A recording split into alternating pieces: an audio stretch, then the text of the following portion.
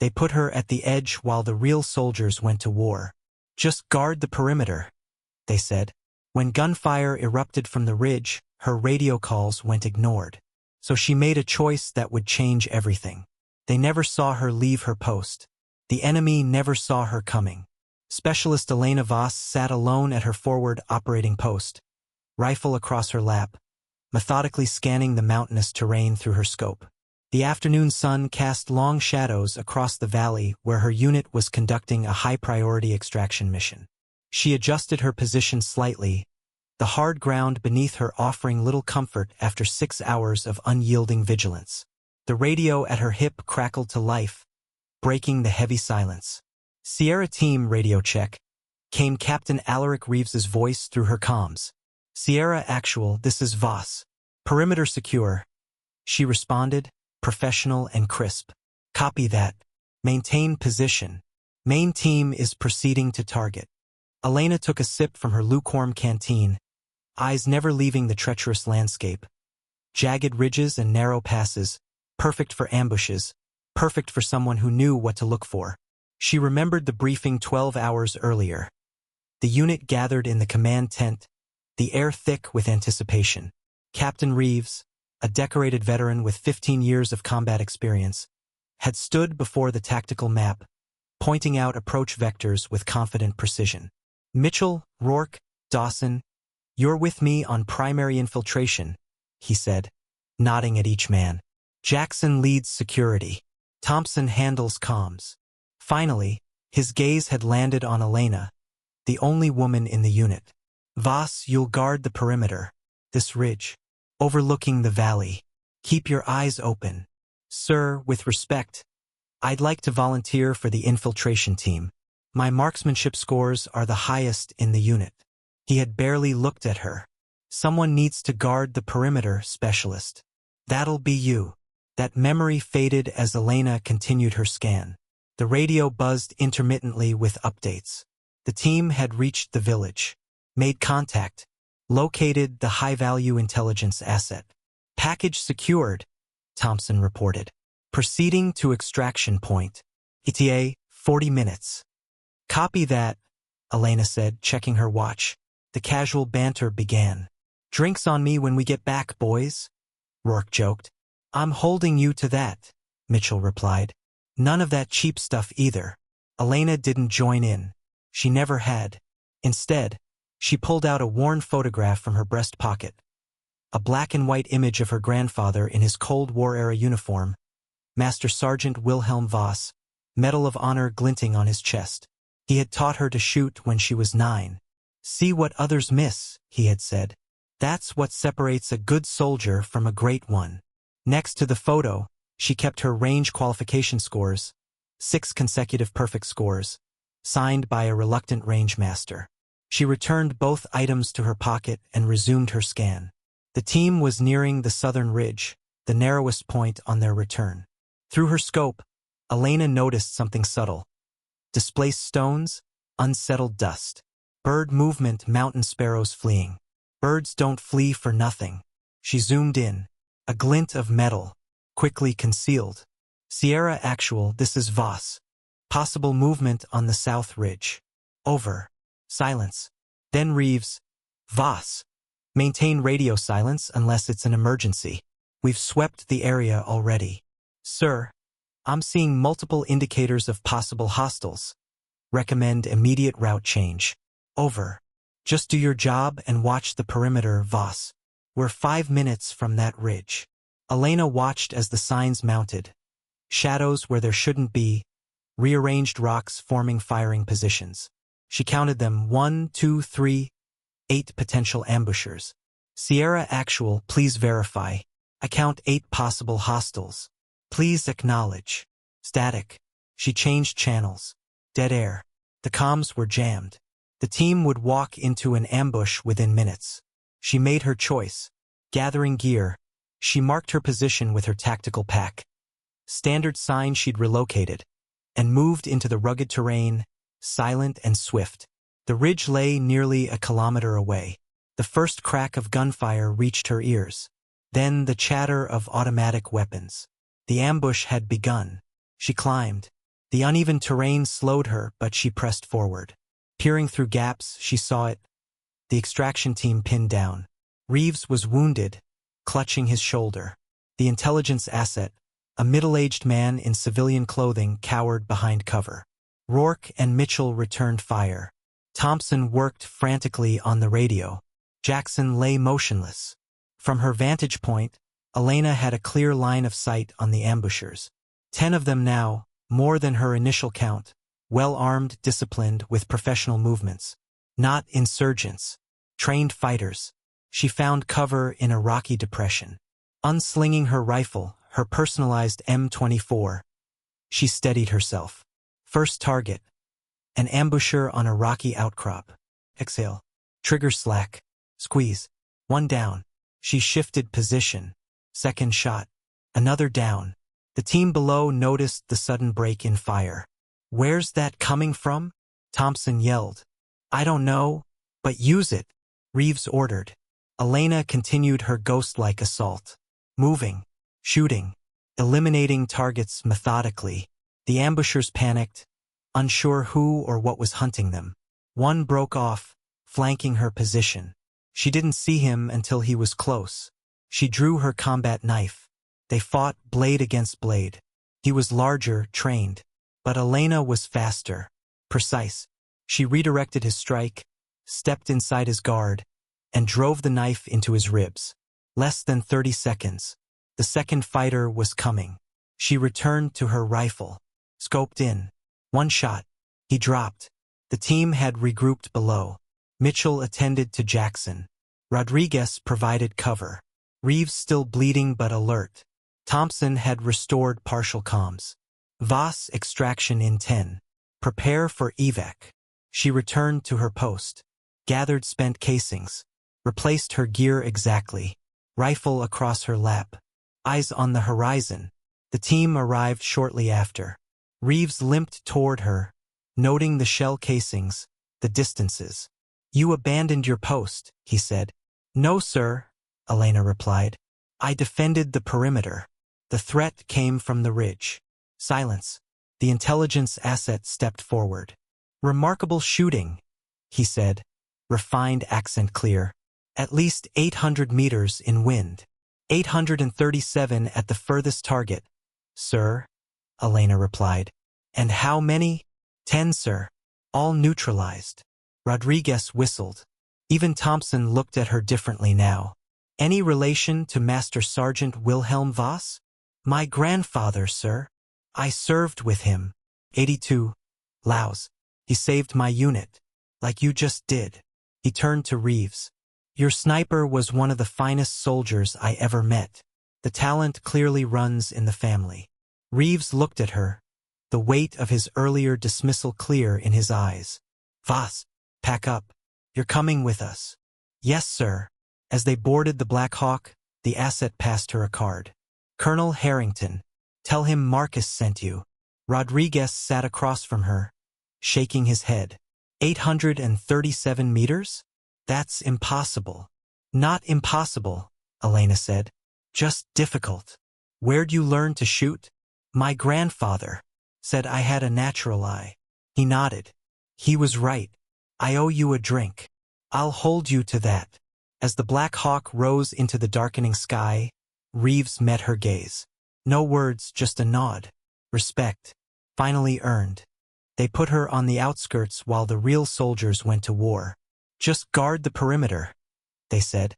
When gunfire erupted from the ridge, her radio calls were ignored. So she made a choice that would change everything. No one saw her leave her post. The enemy never saw her coming. Specialist Elena Voss sat alone at her forward operating post, rifle across her lap, methodically scanning the mountainous terrain through her scope. The afternoon sun cast long shadows across the valley where her unit was conducting a high-priority extraction mission. She adjusted her position slightly. The hard ground beneath her offered little comfort after 6 hours of unyielding vigilance. The radio at her hip crackled to life, breaking the heavy silence. "Sierra Team radio check," came Captain Alaric Reeves's voice through her comms. "Sierra Actual, this is Voss. Perimeter secure." She responded, professional and crisp. Copy that. Maintain position. Main team is proceeding to target. Elena took a sip from her lukewarm canteen, eyes never leaving the treacherous landscape. Jagged ridges and narrow passes, perfect for ambushes, perfect for someone who knew what to look for. She remembered the briefing 12 hours earlier. The unit gathered in the command tent, the air thick with anticipation. Captain Reeves, a decorated veteran with 15 years of combat experience, had stood before the tactical map, pointing out approach vectors with confident precision. Mitchell, Rourke, Dawson, you're with me on primary infiltration, he said, nodding at each man. Jackson leads security. Thompson handles comms. Finally, his gaze had landed on Elena, the only woman in the unit. Voss, you'll guard the perimeter, this ridge, overlooking the valley. Keep your eyes open. Sir, with respect, I'd like to volunteer for the infiltration team. My marksmanship scores are the highest in the unit. He had barely looked at her. Someone needs to guard the perimeter, specialist. That'll be you. That memory faded as Elena continued her scan. The radio buzzed intermittently with updates. The team had reached the village, made contact, located the high-value intelligence asset. Package secured, Thompson reported. Proceeding to extraction point. ETA, 40 minutes. Copy that, Elena said, checking her watch. The casual banter began. Drinks on me when we get back, boys, Rourke joked. I'm holding you to that, Mitchell replied. None of that cheap stuff either. Elena didn't join in. She never had. Instead, she pulled out a worn photograph from her breast pocket. A black and white image of her grandfather in his Cold War-era uniform, Master Sergeant Wilhelm Voss, Medal of Honor glinting on his chest. He had taught her to shoot when she was 9. See what others miss, he had said. That's what separates a good soldier from a great one. Next to the photo, she kept her range qualification scores, 6 consecutive perfect scores, signed by a reluctant range master. She returned both items to her pocket and resumed her scan. The team was nearing the southern ridge, the narrowest point on their return. Through her scope, Elena noticed something subtle. Displaced stones, unsettled dust. Bird movement, mountain sparrows fleeing. Birds don't flee for nothing.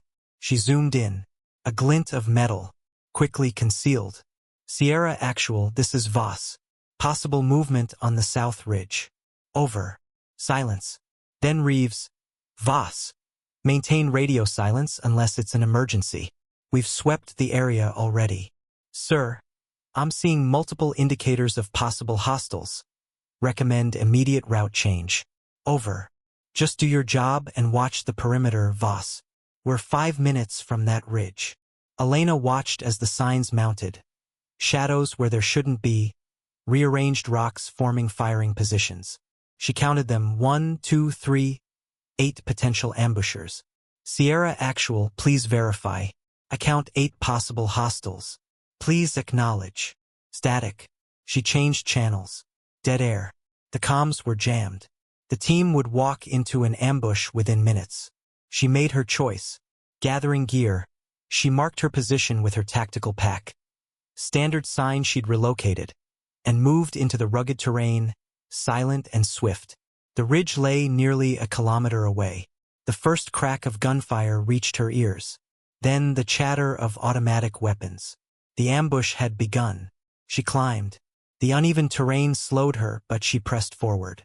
Peering through gaps, she saw it. The extraction team pinned down. Reeves was wounded, clutching his shoulder. The intelligence asset, a middle-aged man in civilian clothing, cowered behind cover. Rourke and Mitchell returned fire. Thompson worked frantically on the radio. Jackson lay motionless. From her vantage point, Elena had a clear line of sight on the ambushers. 10 of them now, more than her initial count. Well-armed, disciplined, with professional movements. Not insurgents. Trained fighters. She found cover in a rocky depression. Unslinging her rifle, her personalized M24, she steadied herself. First target. An ambusher on a rocky outcrop. Exhale. Trigger slack. Squeeze. 1 down. She shifted position. Second shot. Another down. The team below noticed the sudden break in fire. "Where's that coming from?" Thompson yelled. "I don't know, but use it," Reeves ordered. Elena continued her ghost-like assault. Moving, shooting, eliminating targets methodically.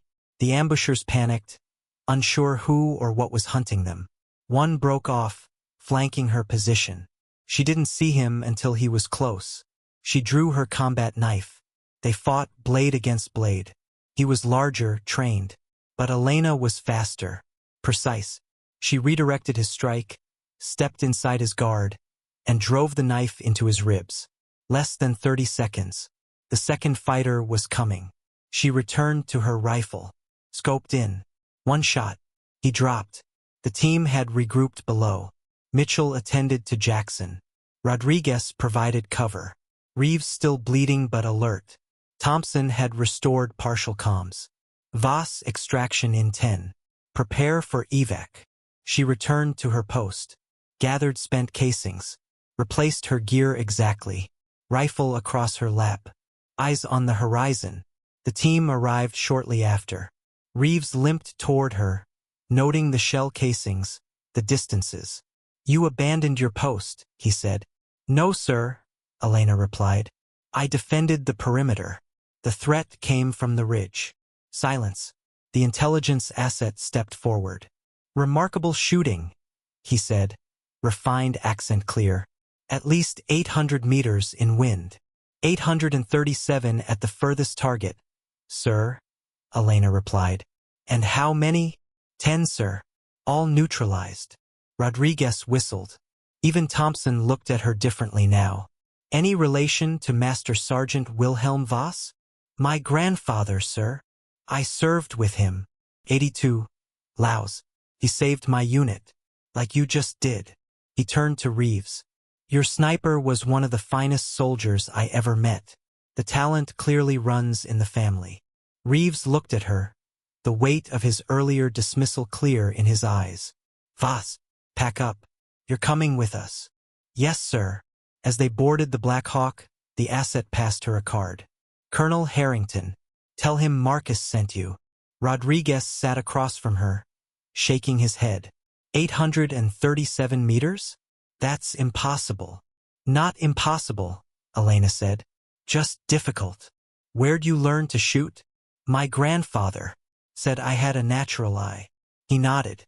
"He was right. I owe you a drink." "I'll hold you to that." As the Black Hawk rose into the darkening sky, Reeves met her gaze. No words, just a nod. Respect. Finally earned. 6 months later, at another forward base in a different mountain range, Specialist Elena Voss stood before a tactical map, briefing a mixed team of special operators. The patches on their shoulders marked them as elite, assembled for high-risk missions. Captain Alaric Reeves, now a peer rather than her superior, stood at the back, nodding slightly as Elena laid out mission parameters with calm confidence.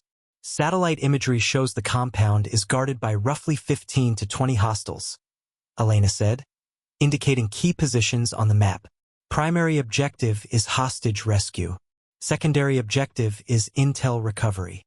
She assigned roles with quiet authority. Each member accepted their task without question. "Mitchell, you'll take the eastern approach. Rourke, cover the west. Jackson will provide remote overwatch." A young female private, Lila Winters, waited for her orders. She was young but had sharp, focused eyes. Elena saw a reflection of herself. A senior officer interjected, "Winters can hold the perimeter while the main team moves." Elena didn't look up from the map. "No, I want her on the breach team. I've reviewed her shooting scores." The officer started to object, but stopped when he caught Captain Reeves's warning glance. The lesson had sunk in. Talent isn't judged by gender or appearance, but by skill and commitment. As the teams prepped, checking weapons and gear with silent precision, Winters approached Elena quietly. "Specialist Voss, thank you for the opportunity." Elena kept inspecting her rifle, steady hands and steady tone. "No thanks needed. You earned it yourself." "Still, not many people would speak up like you did." Elena paused, thinking of her grandfather, of the lesson in patience and resolve, of the ridge 6 months ago where she'd finally proven herself. "It's not about being seen," Elena replied, looking the young soldier in the eye. "It's about seeing what others miss." Winters nodded, understanding the deeper meaning. The team moved into the fading light, Elena at the front, rifle ready, eyes scanning every inch of terrain, missing nothing. Behind her, a new generation followed, carrying the same lessons, bearing the same expectations. No longer invisible, but always seeing.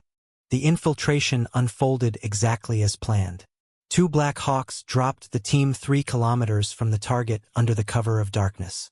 They moved silently across rugged terrain, maintaining strict radio discipline, approaching from multiple directions to form a 360-degree perimeter around the compound. Elena led Rodriguez and Winters along the eastern route, using natural terrain for concealment. Through her night vision binoculars, the compound appeared as a glowing cluster against the Black Mountain backdrop. She counted the guards, noted their positions and patrol rhythms, and compared the data to previous intel reports. "Sierra 1 in position," Mitchell whispered through the headset. "Sierra 2 ready," Jackson confirmed from the elevated sniper position. "Sierra 3 has approached," Elena responded, signaling Rodriguez and Winters to hold. "Confirmed. 4 guards at the north gate, 2 on the eastern perimeter, 3 on the roof." "Visual confirmed," said Jackson. "I've got clear shots on the 3 rooftop guards. 2 additional guards at the south gate," Elena added, processing quickly. "All teams hold position. Sierra 2 take the rooftop targets on my mark. Sierra 1 breach the north gate 30 seconds after initial fire. Sierra 3 will enter from the rear of the main building." The teams acknowledged. Elena inhaled deeply, her mind slipping into that calm, heightened state that had served her in countless operations. Every sense sharpened, every detail mattered. Sierra 2, execute. 3 suppressed shots echoed almost simultaneously. The 3 rooftop guards collapsed without a sound. "Rooftop clear," Jackson confirmed. "Sierra 1, move in." Mitchell and his team advanced rapidly to the north gate, taking out the guards with suppressed shots before they could react. "North gate secure, moving inside." Elena signaled Rodriguez and Winters. They moved up the eastern side, efficiently eliminating the 2 perimeter guards and hiding the bodies in the shadows.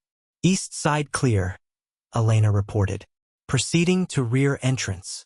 Inside, the teams split up to sweep the building. Thermal imaging helped Elena distinguish enemies from civilians. "Sierra 1 here," Mitchell called. "Hostages located, 2nd floor, east wing. For individuals unharmed. 2 guards down. Secure the hostages and prepare for extraction," Elena replied. Sierra 3 proceeding to command room. Intel suggested high-value target Ferdabas could be in the command room in the West Wing or his private quarters. Elena led Rodriguez and Winters down a hallway, quickly neutralizing 2 more guards. Near the command room door, she raised her hand to signal a halt. Voices inside spoke urgently in a language consistent with the Intel profile. 3 inside, Elena whispered. Rodriguez, prep flashbang. Winters, cover from rear. She counted down silently with her fingers. 3, 2, 1. The door burst open. The flashbang detonated. Elena and Rodriguez entered immediately, weapons ready. The 3 men inside were stunned. 2 guards fumbled for their weapons in vain, while the third, a well-dressed older man, was clearly a boss. Target confirmed and in custody, Elena reported over comms. Recovered devices and documents. Initiating exfiltration. Copy, Reeves responded. Black Hawk arriving in 7 minutes. As Elena's team led a boss out of the building, Mitchell reported he had escorted the hostages to the northern rendezvous point and was ready for extraction. But Elena's instincts flared. Everything was going too smoothly. All teams, high alert, she said quickly. Possible counterattack. At that moment, engine noise roared from the distance. She looked out the window. 3 pickup trucks were speeding toward them, loaded with armed fighters. Hostiles approaching from the south. Estimate 12 to 15. All teams, retreat to extraction point, Elena ordered. Mitchell led the hostages out first. Elena's team escorted Abbas and the documents along the eastern escape route. Sierra 2, provide overwatch, she ordered Jackson. Engage drivers. Gunfire rang out. The lead truck exploded. The second braked hard to avoid the wreckage, buying them critical time. Sierra 1 at extraction point. Hostages secure, Mitchell reported. Sierra 3 en route to secondary LZ, Elena replied. They reached a clearing large enough for helicopter extraction. Black Hawk in 2 minutes, Reeves confirmed. Hold position. Winters returned fire in disciplined bursts. Elena noted the young woman's calm under pressure, like seeing herself years ago. Rodriguez restrained Abbas, who observed the battle. You will all die for nothing, he said in heavily accented English. Reinforcements are coming. Gag him, Elena ordered. Jackson rejoined the team, breathing hard. More than 20 organizing a push. A second Black Hawk arrived, its spotlight sweeping the area. Prepare for immediate extraction upon touchdown, Elena commanded. Rodriguez, Winters, get the target and intel aboard first. Jackson and I will cover. Rotor wash stirred up dust and gravel. Move now, Elena shouted. Rodriguez and Winters hauled Abbas up. The documents were secured. Jackson and Elena laid down suppressive fire, pinning enemies in place. Target secure, Rodriguez confirmed. Board now. Jackson sprinted aboard. Elena followed. But a shadow flashed at the edge of her vision. An enemy fighter had flanked and raised an RPG. Elena turned and fired 3 rounds. He dropped, but not before firing. The rocket veered and struck a cliffside nearby. Shrapnel flew. A fragment grazed her thigh.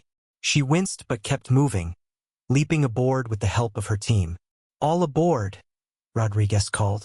1 wounded. How bad? Reeves asked. Elena checked the wound, bleeding, but not deep. Still breathing, sir. Mission complete. Reeves exhaled. Well done, Sierra team. In the air, Winters looked at Elena with both awe and concern. You saw him before anyone. Elena pressed her wound. Movement out of place. Reaction didn't fit the pattern. If you know what to look for, you see it. You saved everyone. That's the job, Elena replied. Jackson chuckled softly. Don't let her humility fool you. Voss is a pro at saving people who doubted her. Rodriguez added, First time I met her, she dropped 10 hostiles from over 800 meters, alone, while we were pinned. Elena said nothing. Abbas muttered, The ghost. That was you? The sniper on the ridge. Elena glared without replying. He nodded. They said it was a myth. Now I believe. Keep your admiration to yourself, Rodriguez growled. You don't get to respect the one who caught you. The helicopter descended toward base. Floodlights illuminated the landing zone. Medics and security teams stood ready. Elena looked down, reflecting on the past 6 months, from being sidelined to leading, from being dismissed to being respected. The journey hadn't been easy, but it had been worth it. As they landed, medics approached with a stretcher. Elena waved them off, limping out under her own power. Abbas was taken away. The documents were sent for analysis. Reeves waited at the LZ, relief evident. Excellent work, he said, eyes settling on Elena. Especially you, team lead. Elena nodded. The team performed well. Winters was exceptional. The young soldier stood straighter, surprised by the praise. Reeves smiled. Get that leg looked at, Voss. Debrief in 3 hours. On the way to the infirmary, Winters walked beside her and quietly said, Thank you for mentioning me to the CO. I just stated the truth, Elena replied. You earned it. After a moment, Winters added, I requested transfer here because of you. Among the women in the military there are stories that you changed the rules by being too good to ignore. Elena looked at her, surprised. I didn't try to change anything. I just did my job. That's why it worked, Winters said. You never asked to be acknowledged. You just deserved it more than anyone. At the infirmary door, Elena paused, thoughtful. She thought of her grandfather, of the legacy he left. Not just skill, but quiet devotion. She thought of the ridge that changed everything, not because she wanted to be seen, but because she did what no one else would. "It's not about being seen," she said, repeating the words that had guided her entire career. "It's about seeing what others miss." Winters nodded, understanding it wasn't just about tactics, it was about vision. Seeing threats, seeing moments to act, seeing the truth about yourself and others, no matter what orders say or how people judge you. "I'll remember that," she said. Elena stepped into the infirmary, her heart at peace. The journey continued, not just for her, but for all who would follow, to see what others miss, and to change the battlefield, one precise shot at a time. 6 months after the capture of Abbas, a winter storm swept across the Helvard mountain range, blanketing its treacherous peaks in white. Their Task Force Helix, the elite special operations unit commanded by Elena Voss, had just been deployed for a very different kind of mission. Not rescue, but pursuit. The objective: capture a rogue former intelligence officer attempting to sell military secrets to a multinational terrorist organization. His name was Lucien Merrick. He had once been an ally. Now he was a traitor. Elena stood before a 3D tactical map displayed on the operations table in the Forward Coordination Center. Dressed in a winter camouflage suit with a Glock at her side, her hair tucked into a beanie, her eyes were cold and focused. Behind her, the entire team waited in silence for her command. "We don't have much time." UAV signals indicate he's holed up in a 2-story cabin, guarded by at least 10 armed men with automatic weapons and jamming equipment. Mission: breach, capture Merrick alive, secure the devices, and extract before enemy reinforcements respond. Reeves, now the overall mission commander, stepped up beside Elena. "I'm leaving tactical control to you, Voss. But remember, if Merrick leaves that cabin, we lose him forever." "He's not going anywhere," Elena said quietly. She turned to the team. "Mitchell, Rourke, approach from the southern perimeter. Jackson, sniper position on the western ridge.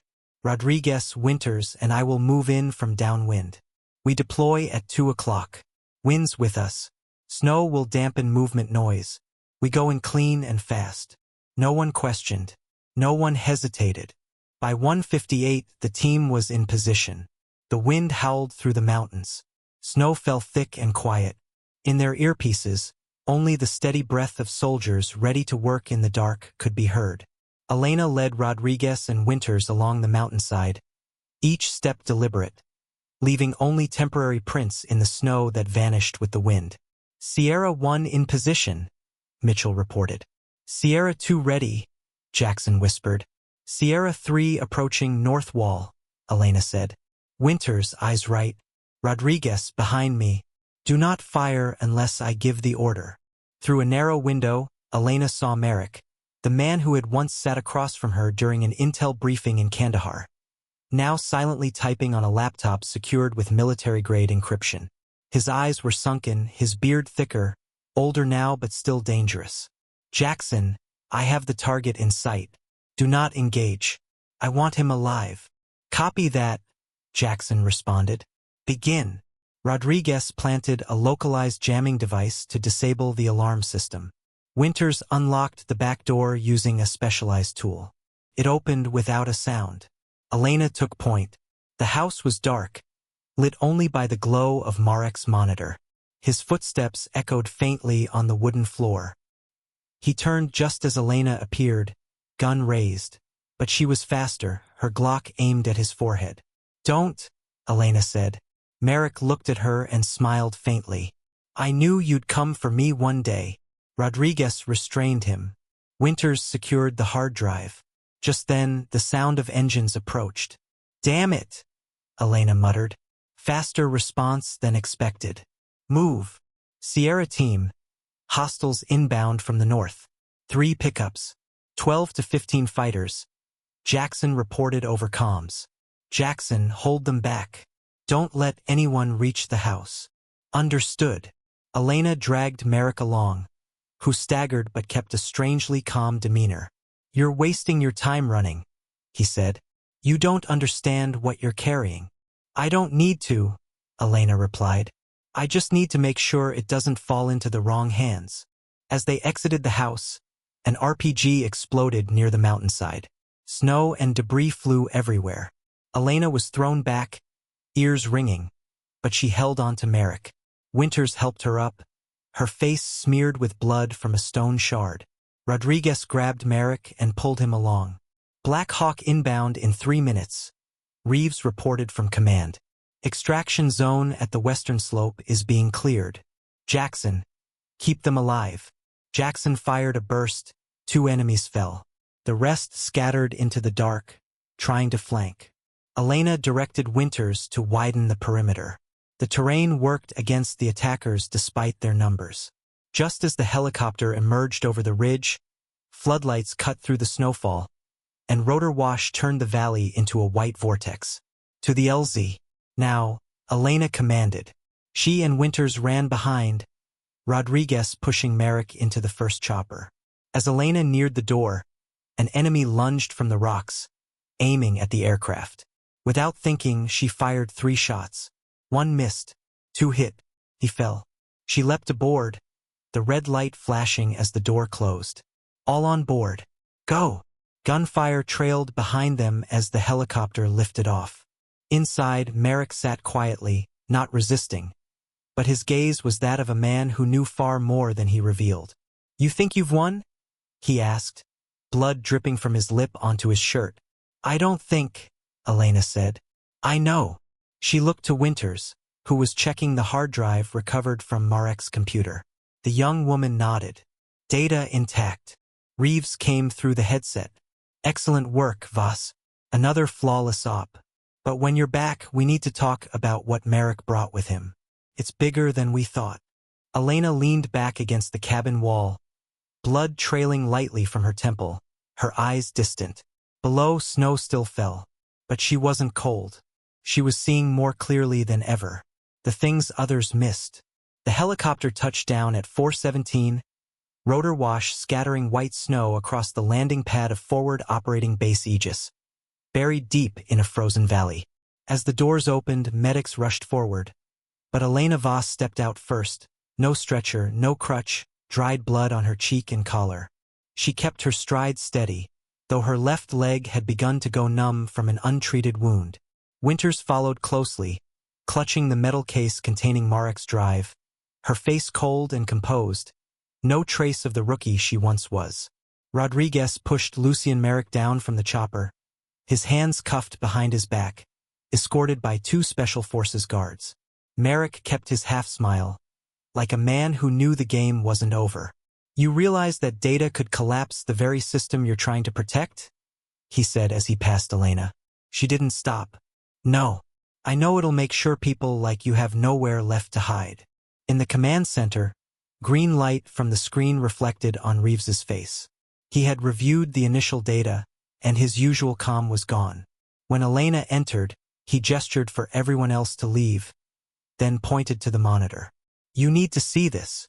Lines of code scrolled beside code names from Black operations, some canceled, some never acknowledged. But worse, many had never been planned by the U.S. military. They were counterintelligence operations orchestrated by a secret entity, a hidden network, outside the reach of any government, funded from within the system itself. Marek was a link. Not the mastermind, just the key. We're looking at a network within the network, Reeves said quietly. We don't even know how many layers of deception we're living in. Elena stared at the data. Her eyes didn't panic, they sharpened. Maybe it's time we stop waiting for orders. What are you thinking?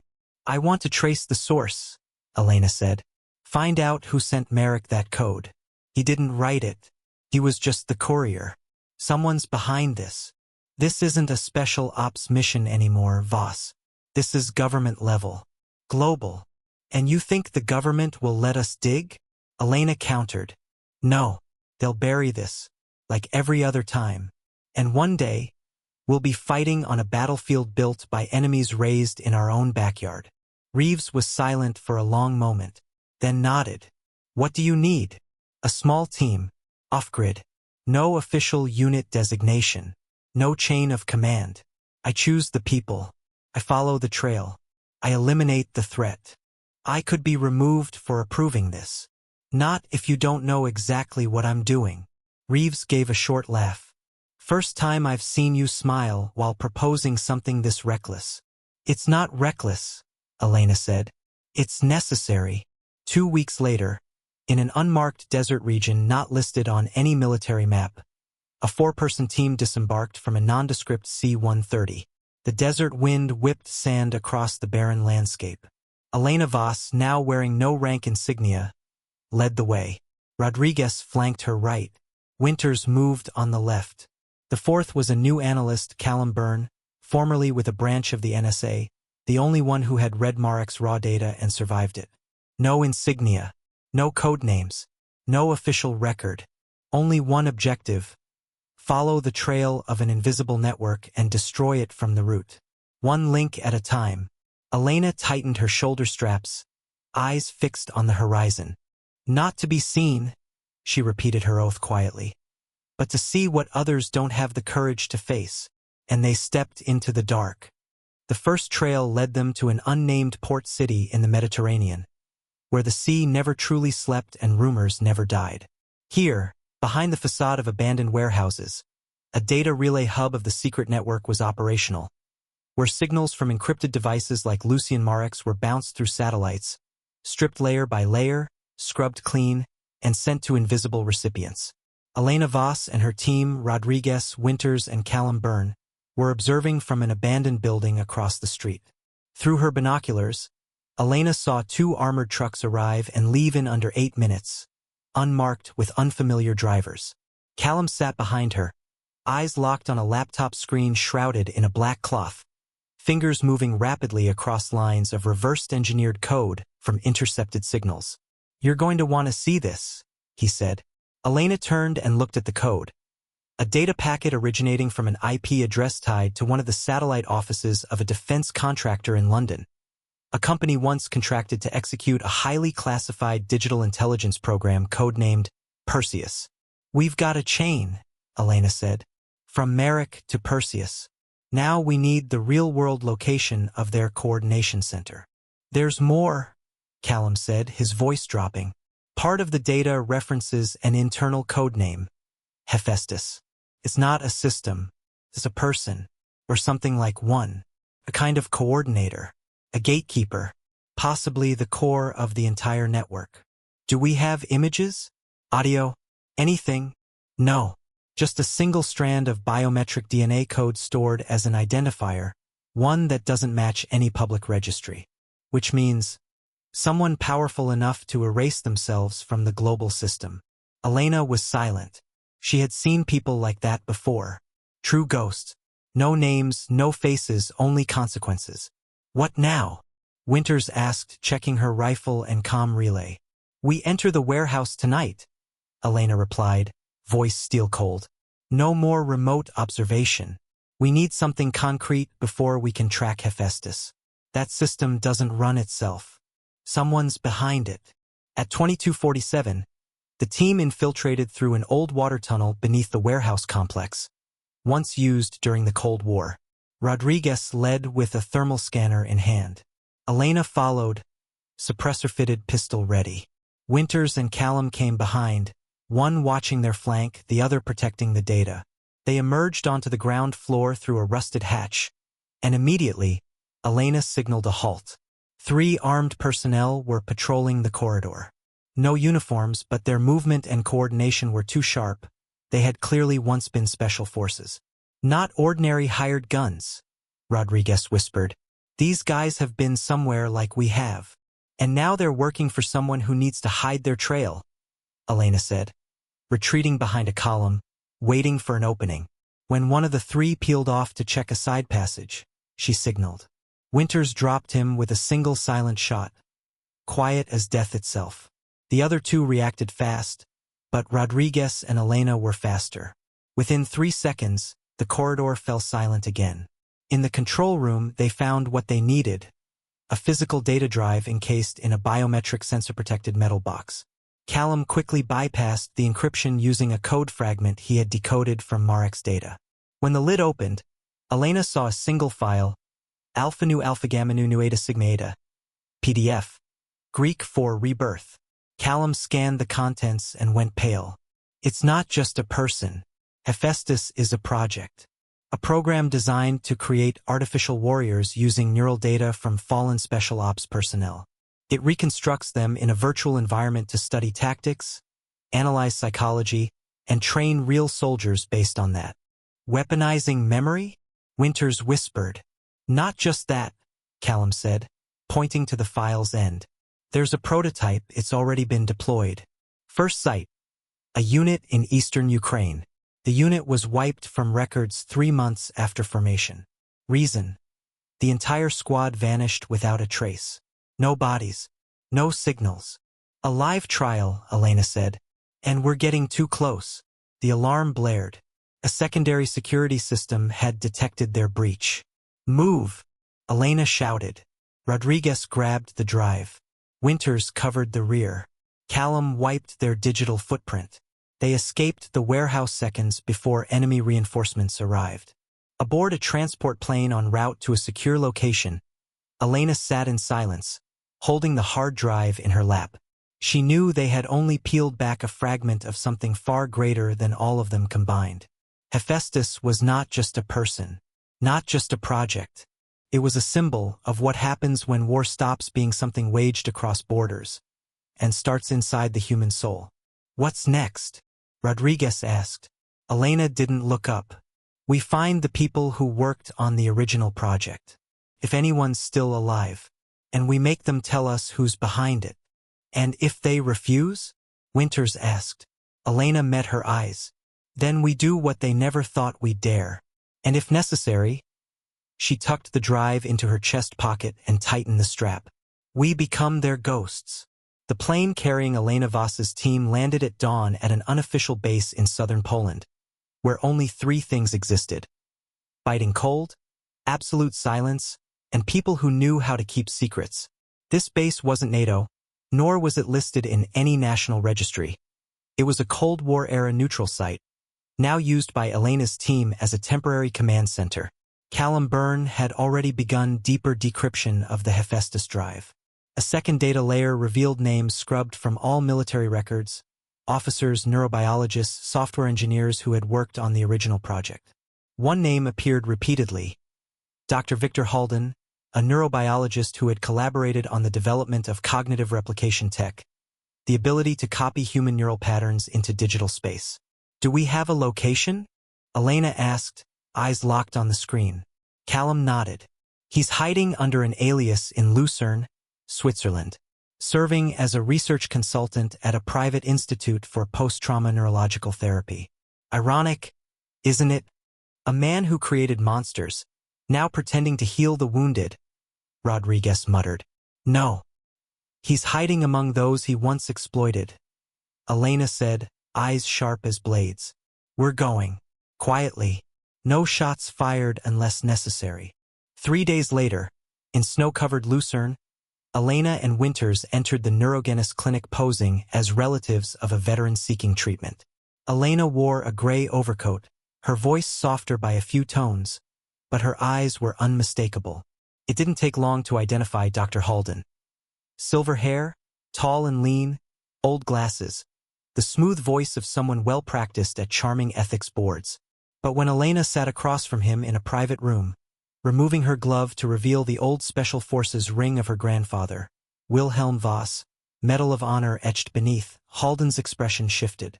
I know who you are, he said after a beat. You're the ghost in the data. No, I'm the one who ends it. If you came to kill me, I came for the truth, Elena replied, leaning back, not threatening. And you will tell it, or I'll let what you created come find you. A long pause. Then Halden sighed. Hephaestus was born out of a reaction. They wanted to know why the best special ops soldiers survived when others didn't.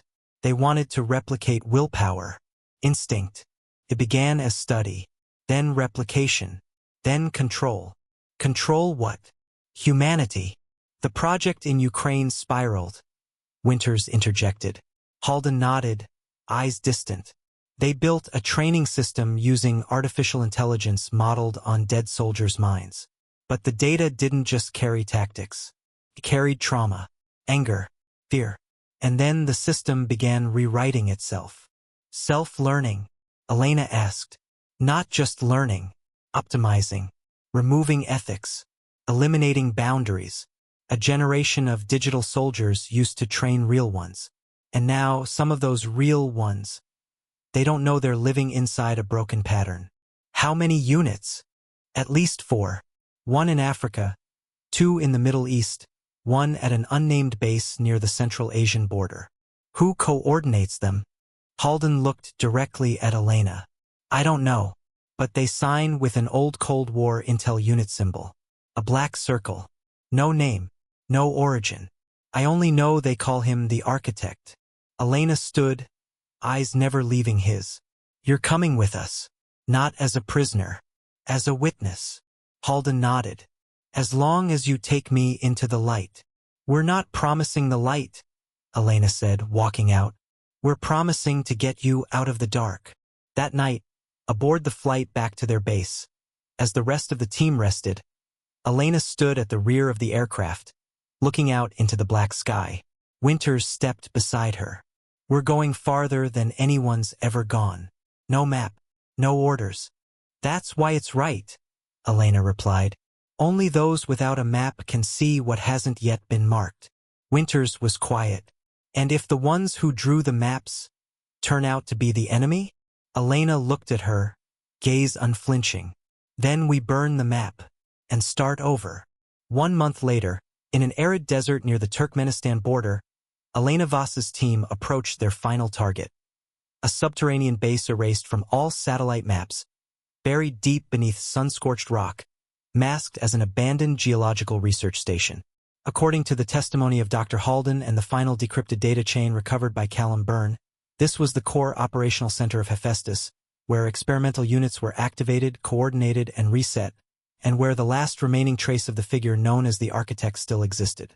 The team had spent 3 sleepless weeks preparing for this operation, establishing access routes, scrambling satellite signals, cutting regional communications, and creating a 36-hour white zone free of surveillance.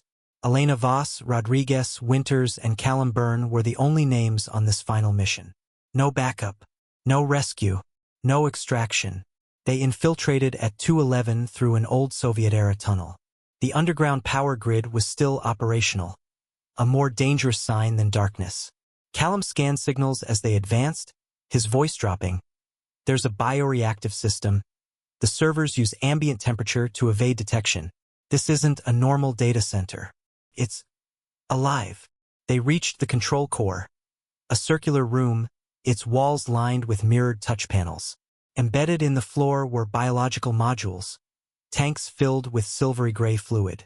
Elena looked into one of the tanks, and her heart clenched. It was a face, no longer intact, but unmistakably human.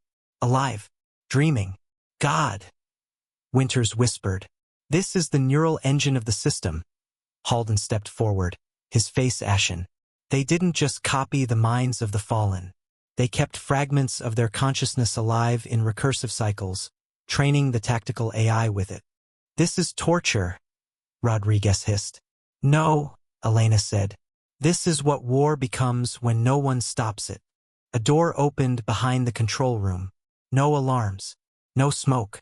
Only a voice came over the internal comms, low, even, almost gentle. You've come farther than anyone. Your name has appeared 32 times in the tactical response simulations. The system has never defeated you. That's why I had to meet you. Elena didn't need to ask. She knew it was the architect. They entered the core chamber, a dark, circular space with a towering pillar in the center, covered in bioconductive cables, lights pulsing like neural activity. On a projected display, a face emerged. Not real, but eerily familiar. Gray eyes, sharp nose, cold features. It was her own face. Winters instinctively stepped back. No way. The architect or his image smiled. To build an unbeatable system, I had to use data from the best. And no one existed more perfectly in data than you, Voss. The Hephaestus system is your child, whether you wanted it or not. Elena stepped forward, lowering her weapon. I'm not a product of your system. I'm the product of my teacher, my blood, my mind, my choices. No, you are proof that data surpasses biology. You are the final weapon mankind created, one it could not control. No, Elena said, pulling the pin on the EMP device Callum had armed earlier. I'm not something to be replicated. And this is the end. The architect said nothing more. The image faded. Beneath their feet, the system's lights flickered, then slowed, like a heart preparing to stop. Elena triggered the device. For one blinding moment, everything shone like sunlight, then went dark. 7 days later, at a temporary military outpost near the border, Elena sat alone in a room overlooking the desert. The war was over. All units affected by Hephaestus had been neutralized. The data had been erased across the network and within herself. Because in that EMP blast, Elena had lost something too. The memories the system had once extracted from her, battles, moments, data, were now gone from her own mind. A part of her had been laid to rest alongside the system they had destroyed. Rodriguez stepped in quietly. Winters is gone. She's been selected for Special Forces assessment. They say she broke the sniper course record. Not surprising, Elena said, a faint smile crossing her lips. Callum had also left the unit, returning to his former identity. Now an independent ethics monitor for international AI initiatives. Dr. Halden, under agreement, served as a witness for a special human rights tribunal, living forever under protection. What about you? Rodriguez asked. Elena stood, pulling a small triangular badge from her jacket. A scrap of metal, no number, no unit. Just silence. I've seen what happens when people close their eyes to what grows in the dark. I won't let it happen again. Still a soldier? No. Now I'm something they can't name. Rodriguez nodded, understanding. I owe you a drink, he said. Elena clasped his hand, squeezing gently. No need. We're alive. That's enough. They stepped outside. The sky glowed with sunset. The desert was still. No more gunfire. No more data. No more artificial dreams. Only people free, aware, and fully human. And Elena Voss, a woman who never needed to be seen, only to see what others never dared to face.